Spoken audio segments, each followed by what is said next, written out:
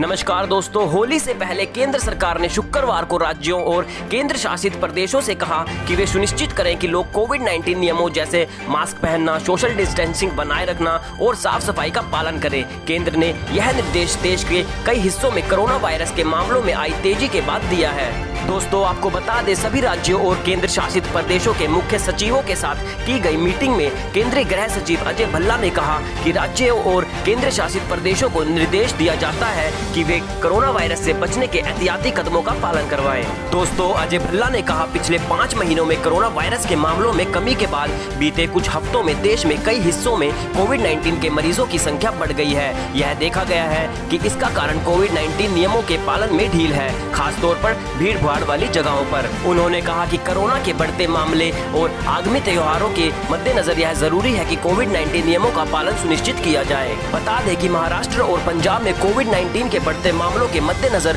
शुक्रवार से पाबंदियां और कड़ी कर दी गई हैं। महाराष्ट्र के मुख्यमंत्री उद्धव ठाकरे ने कहा कि लॉकडाउन भी एक ऑप्शन है। वहीं शुक्रवार को देश में कोरोना संक्रमण के करीब 40,000 मामले सामने आए हैं, जो करीब 4 महीने में एक दिन में आए सबसे ज्यादा मामले हैं। वहीं केंद्र स्वास्थ्य और परिवार कल्याण मंत्री हर्षवर्धन ने कोरोना वायरस वैक्सीन को लेकर लोगों के मन में पैदा हो रही आशंकाओं को खारिज करते हुए शुक्रवार को कहा कि दुनिया भर के वैज्ञानिक विश्लेषण के बाद वैक्सीन को मंजूरी दी गई है और हमने भी इस पर विश्वास करना चाहिए। उन्होंने कहा कि भारत में जिन 2 वैक्सीन कोविशील्ड और कोवैक्सीन के इस्तेमाल को मंजूरी दी गई है, वो सुरक्षा, प्रभावशीलता और इम्यूनिटी का पैदा करने के मानकों में पूरी तरह से खरी उतरी है। हालांकि वैज्ञानिकों का मानना है कि देश में हर नागरिक को वैक्सीन लगवाने की जरूरत नहीं है।